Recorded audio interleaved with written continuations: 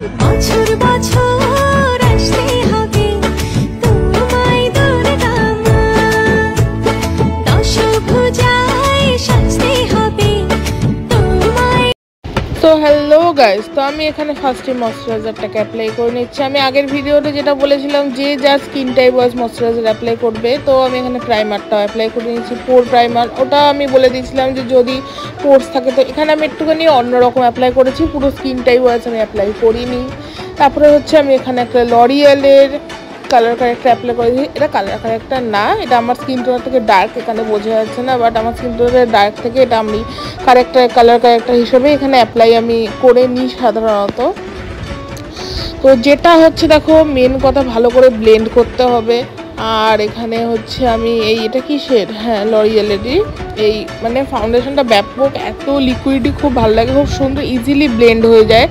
তো এইটা দেখো, এটা হচ্ছে আর হ্যাঁ অবশ্যই যেহেতু স্কিন থেকে অক্সিডাইজ করে না, সেই জন্য অবশ্যই একটুখানি তো ওয়ান শেড লাইট কালার লাগাতেই হবে। আর দুর্গা পুজোতে যেহেতু বেরানোর এগুলো, তো একটুখানি তো লাইট লাগাতেই হবে, কেন ঘেমে নে একেবারে মানে পুরো অক্সিডাইজ করে যাবে। তো এবার ওইটাকেই হচ্ছে আমি কোনো কনসিলার ইউজ করছি না, ওটাকেই আমি ওখানে কনসিলার হিসাবে ইউজ করে নিচ্ছি। আমি আবারও বলেছি আমি এবারের মেকআপগুলো অত্যন্ত লাইট দেখাবো। আমি জানি আমি কালার কারেক্টার ইউজ করছি, কনসিলার ইউজ করে তো লাইট হচ্ছে না, কিন্তু তবু যতটা পারবো আমার মন বলে যে লাইট দেখানো উচিত। আর এখানে আমি এখন কম্প্যাক্ট দিয়ে সেট করে নিচ্ছি। আর হ্যাঁ, আমি লুজ পাউডার দিইনি, কেন ওখানে আমি এসির মধ্যে ছিলাম, সেই জন্য আমি জাস্ট এখানে কম্প্যাক্ট দিয়ে সেট করেছি। অবশ্যই তোমরা লুজ পাউডার দিয়ে সেট করে নেবে। ও হ্যাঁ, এবার আমি হচ্ছে আই মেকআপটা করে নেবো। আর হ্যাঁ, ভিডিও করতে গিয়ে অনেক ঝড় আমাকে সইতে হয়েছে, সেটা তোমরা দেখতেই পাবে কিছুক্ষণ পর। তো এখানে একটা স্মোকি আই করছি খুবই একটা হালকা করে। তারপর দেখো এখানে একটা লাইট ব্রাউন শেড দিয়ে দিলাম। এবার হচ্ছে ডার্ক ব্রাউন শেড। এই আসতে চলেছে সেই দুর্ঘটনা, এই কারেন্ট চলে গেল, যেটা এসছিল ভোরবেলা। হ্যাঁ, তখন রাত্রি 1টার সময় কারেন্ট গেছিলো, আর এসেছিলো হচ্ছে ভোর 4টের সময়। আমি ততক্ষণ ওখানে বসেছিলাম ঠাই। তো যাই হোক, এবার মানে আমি তখন টায়ার্ড, আমার ফেস দেখে তোমরা বুঝতেই পারছো মানে আমি যে কিভাবে টায়ার্ড, আমাকে মশা কামড়াচ্ছিলো মানে বলার মতো না। যাকে ছাড়ো সব কথা এখন। তো একটুখানি ম্যানেজ করে নো গাইজ, যদি মেকআপ এখানে আমাকে একটু টায়ার্ড লাগে লাস্টের পার্টটা। তো এবার হচ্ছে এখানে আমি পেন্সিল ব্রাশটা দিয়ে ব্ল্যাক আইশ্যাডোটাকে লাইনারের মতো করে এখানে অ্যাপ্লাই করে নেবো খুব ভালো করে। হ্যাঁ, অবশ্যই একটু ব্লেন্ডও করতে হবে, না হলে তো মানে জিনিসটা ভালো করে বসবেও না। আর আমি যে NYB-এর যে ওই আইশ্যাডো প্যালেটটা ইউজ করছিলাম, সেটা একদম পিগমেন্টেড ছিল না। যে আইশ্যাডো যেটা দেখতে পাচ্ছ, ওটা আমি এই প্যালেট থেকে লাস্টে নিয়েছি, যার ফলে পিগমেন্টেড হয়েছে, না হলে ওটা থেকে একদম কোনো রকমেরই কালার আসছিল না, খুবই বাজে। তো তোমাদের সবাইকে আমি অবশ্যই বলবো যে ওটা কিনো না। এই যে কালার দুটো আমি দেখে নিলাম যে আমি এবার চোখের তলায় আমি এটা দেবো কেন। আর যেটা বললাম মেন কথা, আমি বারবার বললাম ময়শ্চারাইজার নিজেদের স্কিন টাইপ, যে কোনো জিনিস নিজেদের স্কিন টাইপ ওয়াইজ লাগাবে, না হলে মেকআপ স্টে করবে না। এমনিও গরমে ঘামের মধ্যে করে না, তারপরে তো আরও ভুলভাল প্রোডাক্ট লাগালে মানে আরোই করবে না। এগুলো আমার নিজের দিয়ে বলা। তো চলো এবার এখানে কন্ট্রোল করে নিই, খুব হালকা একটা কন্ট্রোল করছি।